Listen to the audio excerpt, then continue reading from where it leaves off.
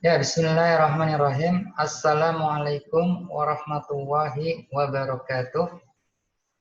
Alhamdulillahirabbil alamin. Wa bihi nasta'in ala umuri dunya waddin. Wassalatu wassalamu ala asrofil anbiya'i wal mursalin wa ala alihi wa sahbihi ajmain. Qala rabbi shrah li sadri wa yassir li amri wahlul 'uqdatam min lisani yafqahu qawli amma ba'd. Yang Bapak banggakan, anak-anakku sekalian, siswa-siswi SMA IT Al-Ihwan kelas 12 yang mudah-mudahan sehat selalu dan selalu diberikan perlindungan, selalu dilindungi oleh Allah Subhanahu wa taala. Amin ya Allah ya Rabbal alamin. Ya anak-anakku sekalian, ketemu lagi dengan Pak Iful dan minggu ini kita akan membahas materi PJOK atau olahraga,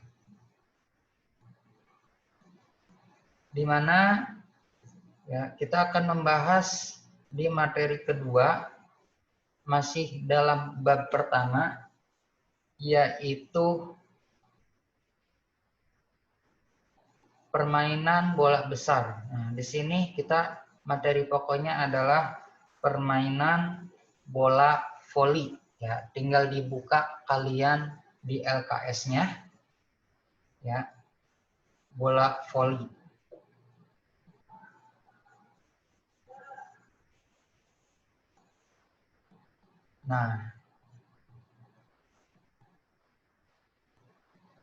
Nah, di sini kita akan membahas tentang pola penyerangan dan tekniknya. Ya. Nah, kita akan bahas dua, ada pola penyerangan dan ada pola pertahanan dalam permainan bola voli. Nah, yang pertama, pola penyerangan. Pola penyerangan adalah suatu siasat yang dipergunakan dalam suatu pertandingan untuk meraih kemenangan secara sportif.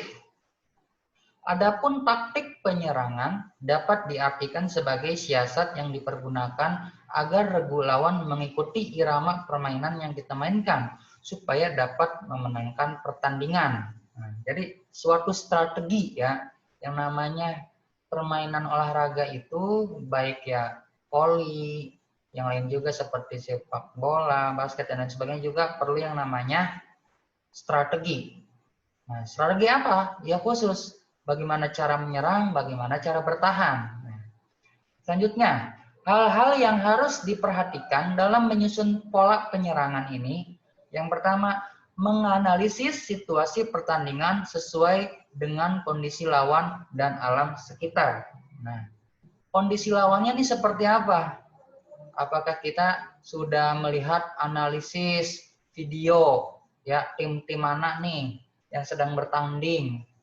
Atau kita juga di saat kita akan melawan tim apa nih, misalkan tim A, kita lihat dulu nih sebelum tim A bertanding dengan kita, tim A bertanding dengan lawannya, kita perhatikan ya bagaimana cara dia menyerang, bagaimana cara dia bertahan. Jadi kita bisa melihat bagaimana kondisi lawan kita agar kita bisa membaca harus seperti apa kita melawan mereka. Dan alam sekitar ya, contoh mungkin di sini masalah mungkin angin ya kan, atau mungkin masalah cuaca ya, apakah panas, apakah dingin dan sebagainya, kita harus tahu agar bisa menyusun pola penyerangan dengan baik.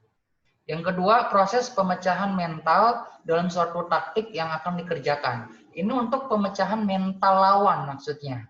Ya, bagaimana cara kita, siasat kita ya untuk agar bisa memecah mental lawan, agar lawan terpecah konsentrasinya dalam bertanding melawan tim kita. Yang selanjutnya, tindakan gerakan secara otomatis terhadap hasil keputusan yang diambil, ya kan?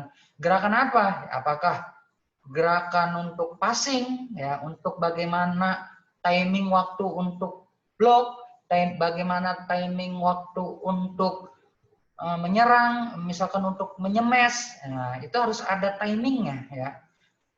Jangan terlalu banyak berpikir harus mau apa nih, jangan seperti itu. Harus otomatis apa yang harus kita ambil keputusan apa, apakah smash, block, dan lain sebagainya ya.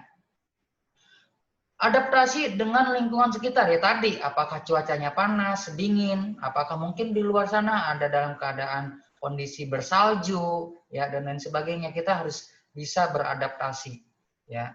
Misalkan kita di Indonesia, timnas Indonesia akan bertanding di Eropa, ya misalkan seperti itu ya.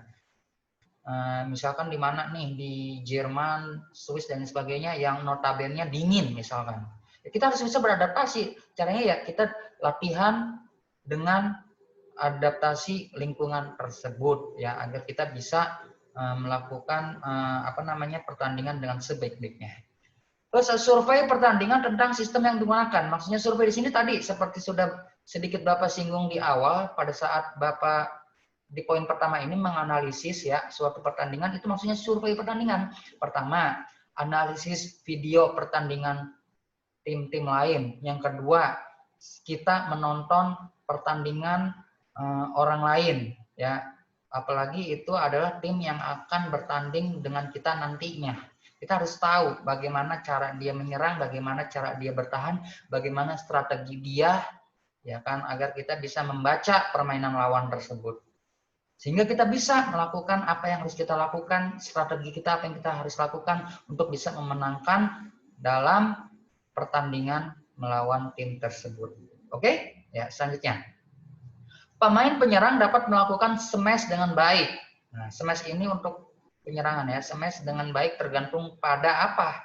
Kualitas pemberian umpan. Nah, pemberian umpan ini biasanya dilakukan oleh seorang pengumpan atau dari sini tosser ya tosser atau pengumpan ini harus mempunyai skill umpan yang baik ya, apakah itu passing bawah maupun passing atas ya harus mempunyai skill dengan baik dengan latihan secara drill dengan continue gitu kan. Jangan sampai melakukan passing yang kurang baik ya, kualitasnya kurang sehingga si penerima ini tidak bisa menerima umpan dengan baik ya. Kualitas umpannya ya, passingnya itu harus benar. Blok pihak lawan, blok atau blocking ya.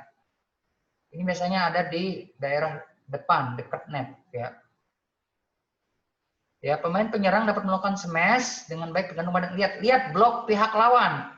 Dia bloknya di mana? Nah, kita menyemes berarti kepada arah yang kosong yang kemungkinan tidak bisa diblok oleh lawan. Misalkan dia lawannya yang ngeblok itu kelihatannya tuh berkumpul di tengah. Nah, kita smash silang ya, smash silang atau crossing ya, bahasanya tuh crossing, smash crossing. Ya, jadi blok itu kita berjalan ke samping ya, lalu kita blok secara menyilang. Misalkan posisi kita ada di kiri, kita blok ke arah kita smash ke arah kanan gitu ya. Itu namanya smash menyilang atau smash crossing agar pihak lawan tidak bisa memblok serangan kita. Terus yang selanjutnya posisi dari pertahanan pihak lawan. Iya, posisi tadi, posisi blokernya atau pengumpan dari pihak lawannya itu ada di mana? Nah, kita cari celah yang kosong untuk kita bisa menyerang. Ya, seperti itu. Terus kemampuan teknik si pemukul atau smasher di sini ya.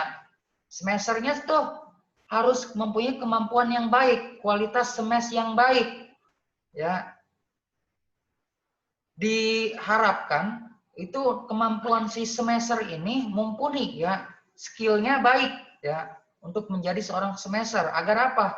Agar pada saat menyerang si blocker lawan itu tidak bisa mengantisipasi bola dari tim kita sehingga terjadilah poin untuk kita gitu.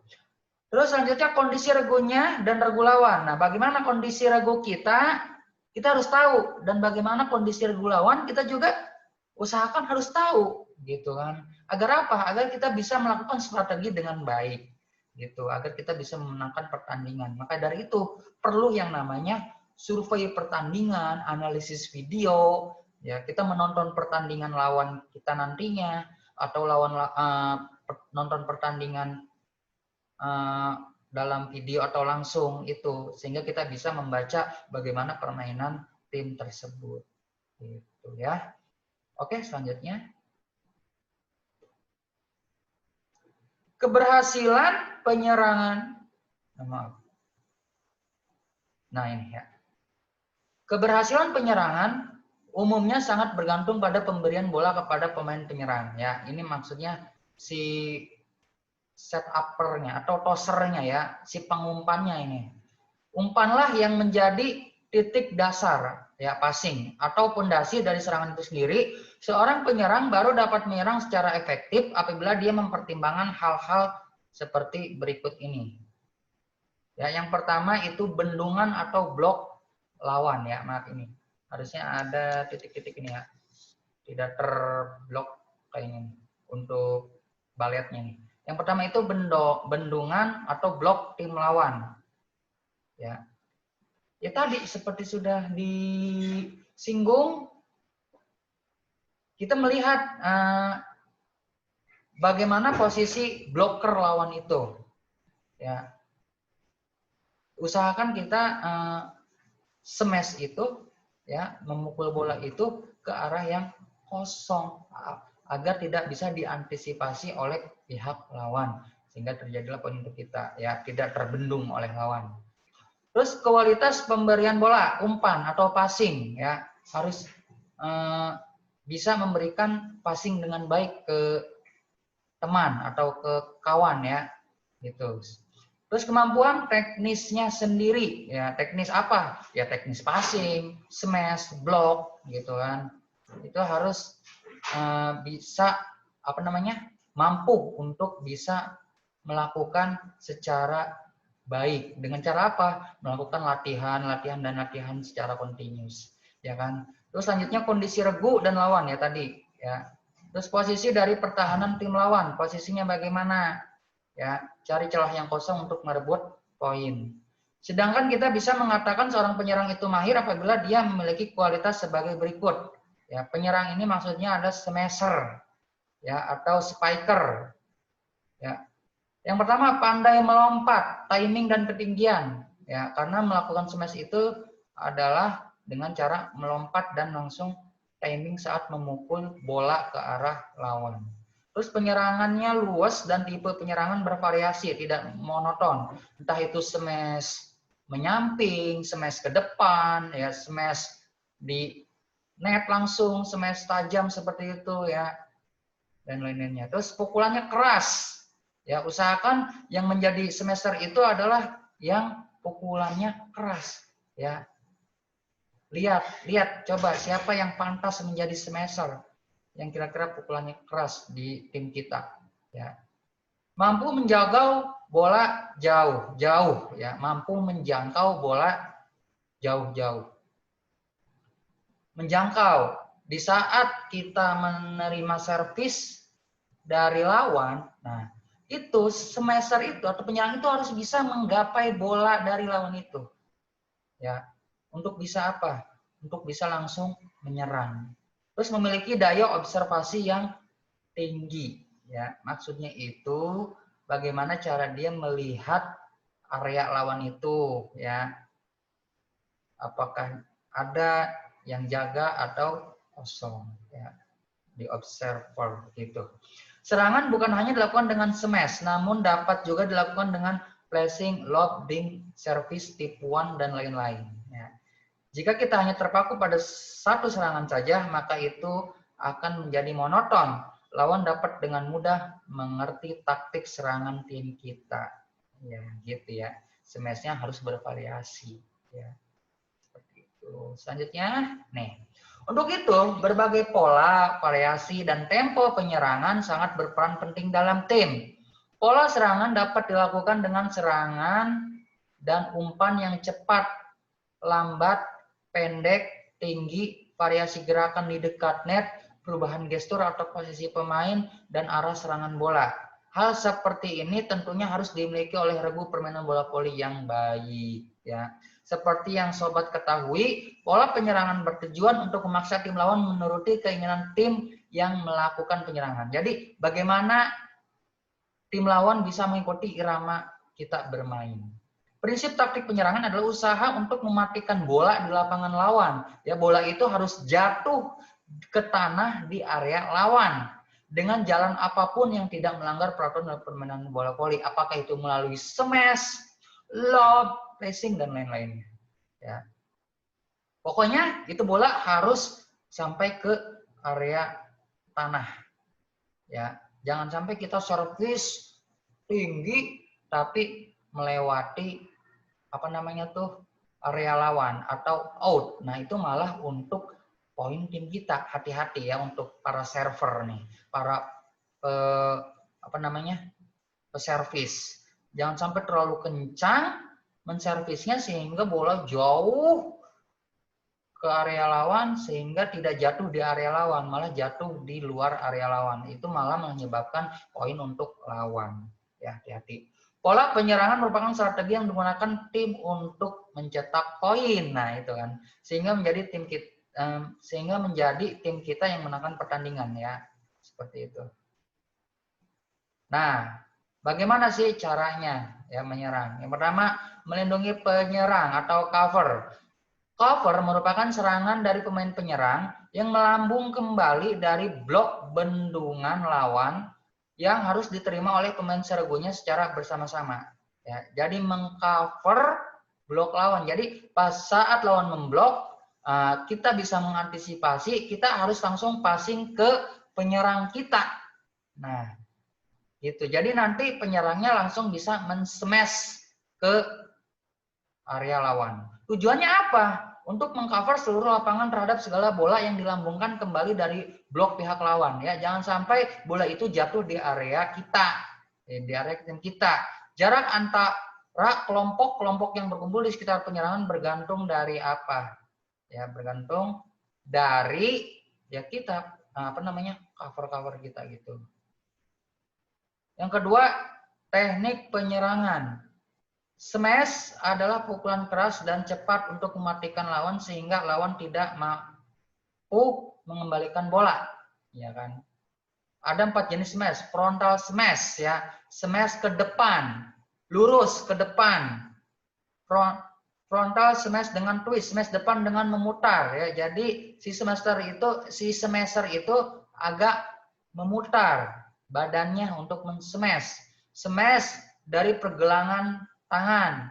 Terus dam atau smash pura-pura. Dia men-smash ya, tapi dia agak pura-pura dengan smash. Biasanya ini smash pura-pura ini smash yang dekat net atau netting ya.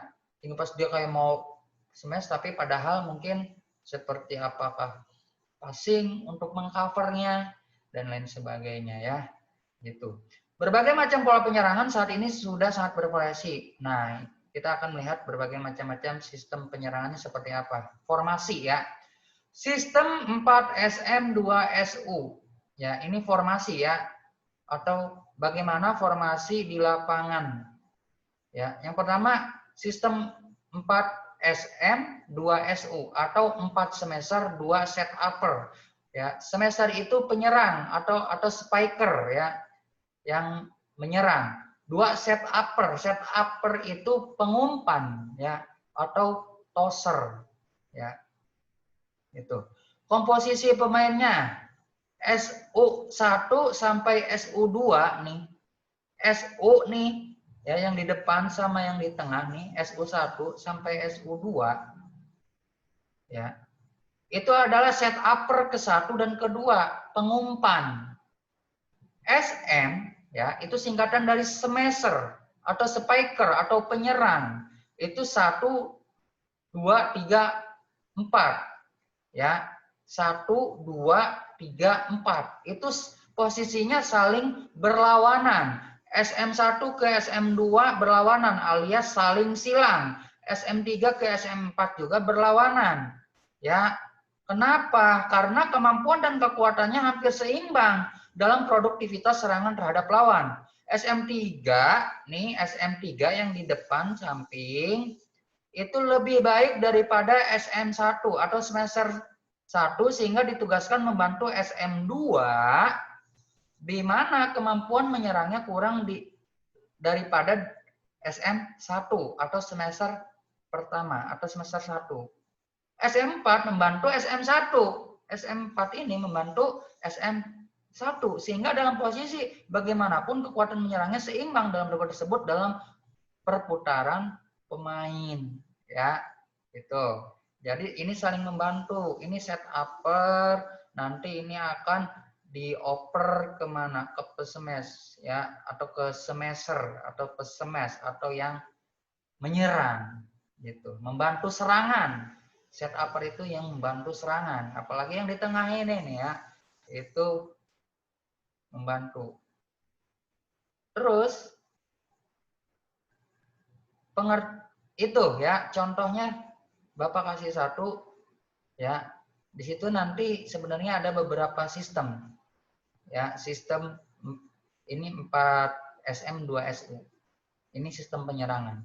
Selanjutnya adalah pola pertahanan. Nah tadi kita sudah mengakhiri pola penyerangan, sekarang kita lanjut ke pola pertahanan. Bagaimana tekniknya?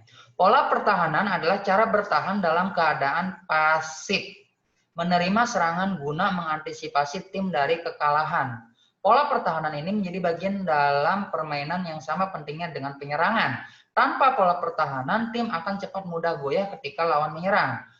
Pertahanan adalah fondasi utama untuk melakukan serangan terhadap tim lawan. Tanpa ada pertahanan yang baik atau menerima servis, menerima smash, menerima blocking, ya, passing dari lawan, itu mustahil rangkaian serangan tim dapat dilakukan dengan baik.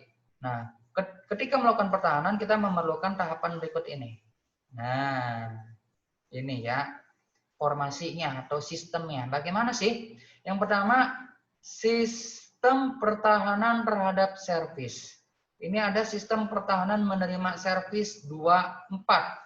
Berarti komposisinya itu 4 pemain memiliki tugas untuk menerima servis. Nih, ada di tengah dan belakang. Sedangkan 2 pemain lainnya siap untuk mengumpan dan smash. Itu ada di depan. Ya, itu. Terus yang kedua, sistem pertahanan menerima servis juga sama, tapi sistemnya 1-5. 1-5 itu 1 di depan, 5 di belakang. 1 di depan ya, ini X3. Yang 5 di belakang, di tengah 3, di belakang 2. Nah, sistem ini 1-5 mengutamakan 1 pemain untuk menerima servis dan 1 pemain sebagai pengumpan. Sekarang sistem ini sangat sering digunakan karena keuntungannya lebih banyak dibandingkan sistem 2-4. 2-4 itu yang di depan 2, di belakang 4. Ya, tengah 2, belakang 2. Gitu. Keterangan, X3 itu set upper. Ya, atau pengumpan, siap menerima servis dari lawan. Ya, set upper. Siap menerima, maaf, ini set upper ini siap menerima umpan dari penerima servis. Siapa sih penerima servis nih? Yang X1, X2, X6, X4, X5 itu penerima servis dari lawan. Nanti penerima servis itu akan mengoper ke depan. Nah, lalu mengoper lagi ke sedikit ke tengah untuk siap di apa? Di smash, itu untuk penyerangan. Tapi kalau misalkan untuk pertahanan ya, itu yang di depan adalah siap-siap untuk memblok. Ya, ini X4, X2 adalah 2 penyerang. Mana X4, X2? Nih, yang di tengah. Ya, yang di sistem 2-4 itu X4 dan X2 ada di tengah posisinya. Ya, siap menerima set upper dari yang depan. Ya, untuk bersiap melakukan smash atau menyerang. X1 set upper masuk depan dari posisi belakang. Nah, yang X1-nya ini ke depan. Ya. X2, X3, X4, X5, X6 penerima servis juga. X2, X3, X4 semester depan 3 orang. nih X2, X3 sama X4 itu semester depan 3 orang ya. Jadi ini kalau untuk pertahanan itu siap-siap yang di depan untuk memblok serangan dari lawan, tapi penyerang dari tim kita juga harus siap-siap di set upper ya oleh pengumpan ya untuk siap-siap menyerang gitu. Ya enggak? Terus selanjutnya, nah sebenarnya dua sistem pertahanan tersebut memiliki keuntungan dan kerugian masing-masing dalam penggunaannya. Kita perlu memperhatikan faktor-faktor sebagai berikut. Kualitas bola servis lawan. Nah, lihat nih. Servis lawan ini seperti apa? Ya. Kita lihat kalau servis lawan sepertinya keras sampai ke belakang. Udah biarin aja. Kenapa biarin? Karena yang namanya servis keras apalagi sampai tidak mendaratnya bola voli itu di luar area kita, berarti ya keuntungan buat kita. Kenapa? Karena itu out ya, malah poin buat kita. Kita lihat servis lawan ini kemana nih arahnya. Nah, kita ini yang menerima servis harus siap-siap gitu kan, gitu. Untuk menerima servis dari lawan dan untuk bisa mengeset upper ke membantu serangan tim kita, penyerang kita, semester tim kita. Kemampuan masing-masing pemain. Nah, seperti tadi, pokoknya kita harus bisa melihat bagaimana skill, kemampuan pemain kita, apalagi juga pemain lawan, harus bisa baca ya. Penguasaan sistem yang digunakan, sistem apa? Tadi apakah sistem 1-5, sistem 2-3 gitu, atau sistem 0-6 gitu kan.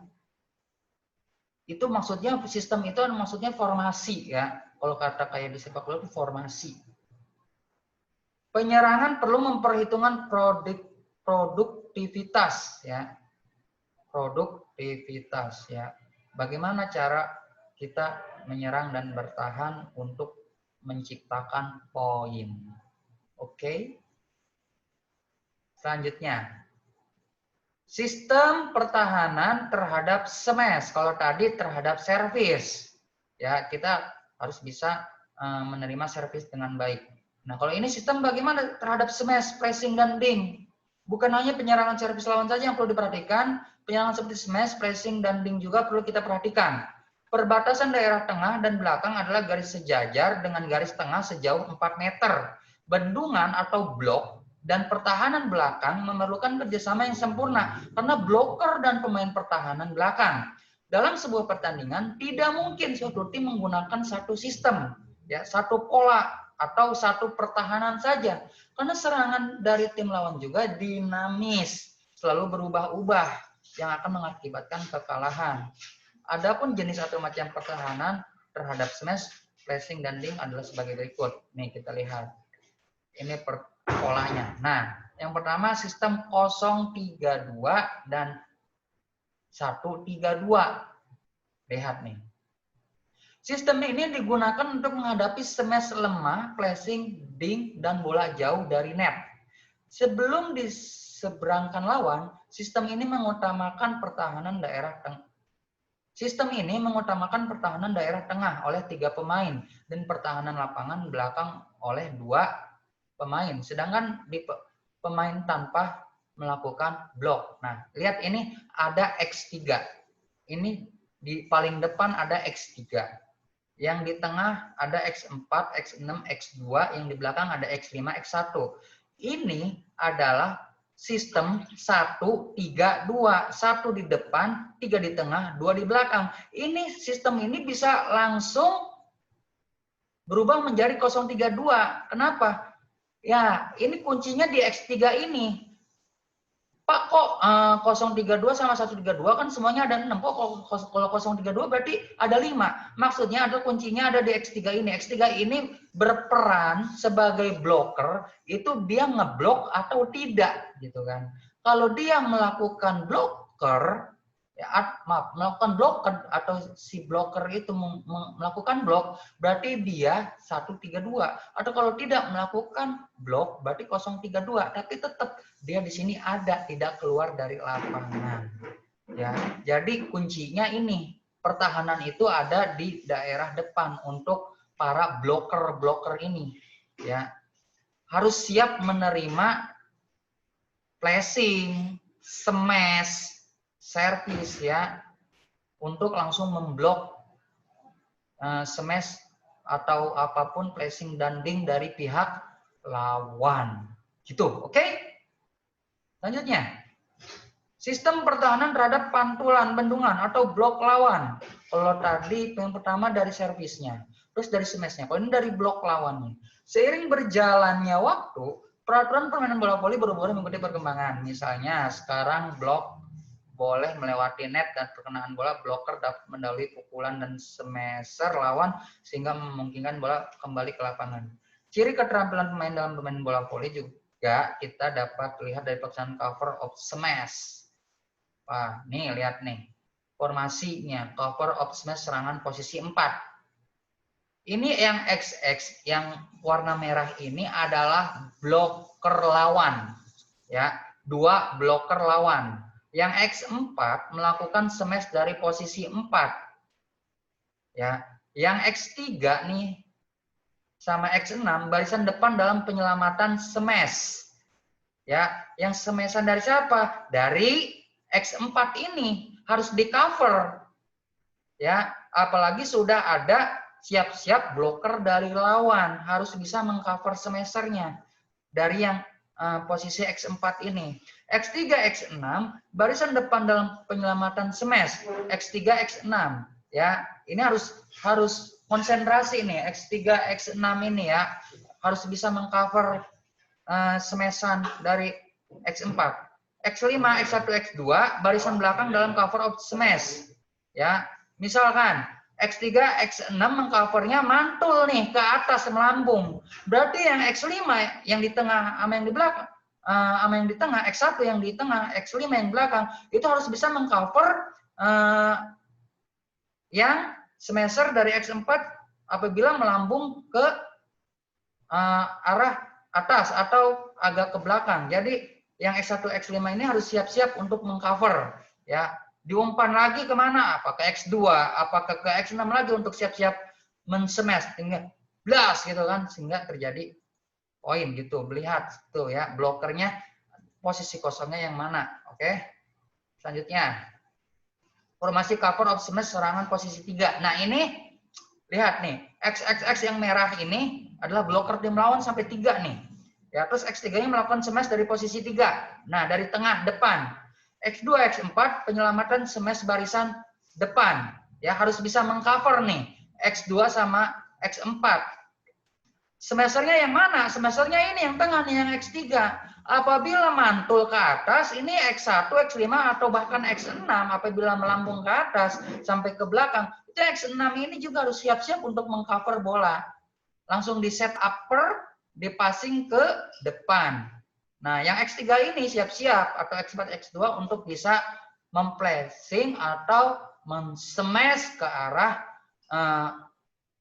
area lawan yang kosong. Bisa pakai smash crossing gitu kan. Karena misalkan blokernya ada di depan semua nih sampai rapet. Berarti harus pakai smash crossing. Ya, jadi caranya itu gimana? Ya, jadi ke ini menyamping, agak-agak menyamping ya. Itu langsung ke, nah ada itu juga. Sepertinya sudah apa namanya? Itu untuk apa namanya? Men-smash lawan dari samping secara crossing atau menyilang. Misalkan kamu men-smash dari arah kiri, berarti arah smashannya ke arah kanan. Gitu ya. Terus, oke. Oke, sampai di situ. Mudah-mudahan bisa dipahami ya untuk pembahasan bola voli ini. Untuk apa namanya? Referensi seperti sejarah bola voli dan lain-lainnya sudah Bapak upload juga di Classroom, dan tugas juga nanti Bapak langsung upload di Classroom. Terima kasih atas perhatiannya. Mudah-mudahan kalian dapat memahami apa yang Bapak berikan, apa yang Bapak ajarkan ini ya. Silahkan nanti tugasnya dikerjakan dengan baik. terima kasih atas perhatiannya. Mudah-mudahan kita selalu diberi perlindungan oleh Allah SWT dan pandemi ini cepat berlalu, cepat berakhir ya, sehingga kita bisa praktek secara langsung gitu kan olahraganya ya. Mohon maaf mungkin selama pandemi ini olahraganya kurang gitu mungkin ya untuk prakteknya. Bapak mohon maaf, kita sesuaikan aja ya, sesuai kondisi nanti. Oke, terima kasih. Kurang lebihnya mohon maaf. Hadanallahu wa iyyakum ajmain. Wassalamualaikum warahmatullahi wabarakatuh.